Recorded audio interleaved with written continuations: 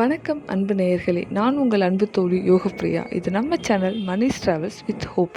நம் சேனல் நேயர்கள் அனைவருக்கும் இனிய சுதந்திர தின நல்வாழ்த்துக்களை தெரிவித்துக் கொள்கிறோம். நம்ம சேனலில் பல நாட்களில் கோரிக்கை வீடியோக்கள், இணைப்பு ரயில்கள், நேரடி ரயில்கள், ஆன்மீக சுற்றுலா போன்ற பல தகவல்களை பார்த்துட்ருக்கோம். அந்த வகையில் இன்றைக்கி நாம் பார்க்க போகிறது ஒரு கோரிக்கை வீடியோங்க.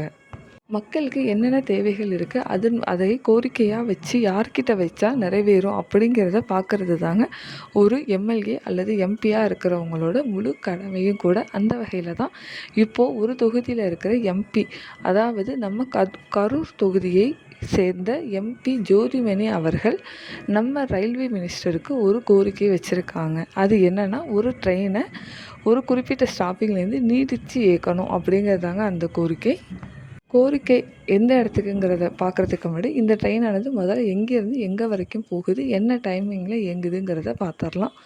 அதாவது தினமும் காலை 7:50 மணிக்கு திண்டுக்கல்லேருந்து கிளம்புகிற ஒரு ட்ரெயின், அதாவது பயணிகள் ட்ரெயினானது மதுரை வரைக்கும் செல்லுதுங்க. இந்த ட்ரெயின் மதுரைக்கு போய் சேர்கிற நேரம் காலை 9:10 மணி. இந்த ட்ரெயின் ஒரு ஸ்பெஷல் ட்ரெயினுங்க. என்னென்னு பார்த்தோம்னா, திண்டுக்கல்லேருந்து மதுரை வரைக்கும் இந்த கல்லூரி, பள்ளிக்கூடங்கள் அல்லது அரசு வேலையிலையோ தனியார் வேலையிலையோ இல்லை தின ஊழியர்கள்னு சொல்லுவாங்க இல்லையா, அந்த மாதிரி வேலை பார்க்குற எல்லாருமே இந்த ட்ரெயினில் தான் கிளம்பி திண்டுக்கல்லேருந்து மதுரை வரைக்கும் போயிட்டுருக்காங்க. அதே மாதிரி சாயந்தரம் 6:30 மணிக்கு மதுரையிலேருந்து கிளம்புற இதே ட்ரெயின் ரிட்டன் பார்த்திங்கன்னா திண்டுக்கலுக்கு சாயந்தரம் 7:55 மணிக்கு சேர்ந்துருதுங்க. கரெக்டாக தானே இருக்குது. வேலைக்கு போகிறவங்க இந்த ட்ரெயின்லேயே திரும்பி வந்துடலாமே, காலேஜுக்கு கூட சரியாக இருக்குமே அப்படின்னு நம்ம யோசிக்கலாம். ஆனால் இதில் அவங்க கேட்குற இடம் என்னன்னு சொல்லி பார்த்திங்கன்னா, திண்டுக்கல்லேருந்து இயங்குகிற இந்த ட்ரெயினை திருச்சியிலேருந்து இயக்கணும் அப்படிங்கிறது தாங்க அந்த எம்பியோட கோரிக்கை.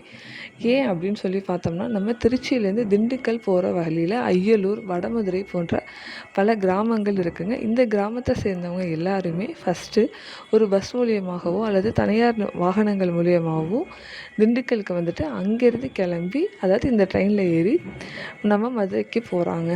அந்த மாதிரி இருக்கிற மக்களோட சிரமத்தை குறைக்கும் பொறுத்து தான் இந்த எம்பி இப்படி ஒரு கோரிக்கையை வச்சுருக்காங்கங்க. திருச்சியிலேருந்து மதுரைக்கு போகிறதுக்கு வேறு ட்ரெயினே இல்லையா அப்படின்னு சொல்லி கேட்கலாங்க. இருக்குது, தாராளமாக இருக்குது. 2 ட்ரெயின் இருக்குது. திருச்சியிலேருந்து திருவனந்தபுரம் வரைக்கும் கிளம்புற ஒரு இன்டர்சிட்டி எக்ஸ்பிரஸும், அப்புறம் நம்ம அந்தியோதயா ட்ரெயினும் இருக்குதுங்க. அந்தியோதயா ட்ரெயினில் மினிமம் சார்ஜ் 55 ரூபா. அதனால அது மட்டும் இல்லாமல் திருச்சியிலேருந்து அது கிளம்புற டைமிங் பார்த்திங்கன்னா 7:15. இந்த டைமிங்கில் ஆஃபீஸுக்கோ காலேஜுக்கோ கிளம்ப முடியாது இல்லையா. அதேமாதிரி அந்தியோதயா ட்ரெயின் எல்லா ஸ்டாப்பிங்லேயும் நின்று செல்லாது. இன்டர்சிட்டி எக்ஸ்பிரஸ் ஆனது காலை 8:30 மணிக்கு தாங்க திண்டுக்கலுக்கு வருது. அங்கேருந்து அது மதுரைக்கு போகிறதுக்குள்ள 10 மணி ஆகிடும். அதாவது ஆஃபீஸ் டைமோ, ஸ்கூல் டைம், காலேஜ் டைம் கொஞ்சம் லேட் ஆகும். அதுக்காக தான் இந்த பயணிகள் ரயிலை எக்ஸ்டெண்ட் பண்ணி கேட்டிருக்காங்க. இந்த ட்ரெயின் திருச்சி வரைக்கும் இயங்குகிற பட்சத்தில் அந்தியோதயா ரயிலுக்கோ அல்லது இன்டர்சிட்டி எக்ஸ்பிரஸ்க்கோ வெயிட் பண்ணி ஈவினிங் வரைக்கும் லேட்டாக வர வேண்டிய அவசியம் இருக்காது. அப்படிங்கிறது தான் அந்த பகுதி மக்களோட கோரிக்கையாக இருக்குதுங்க.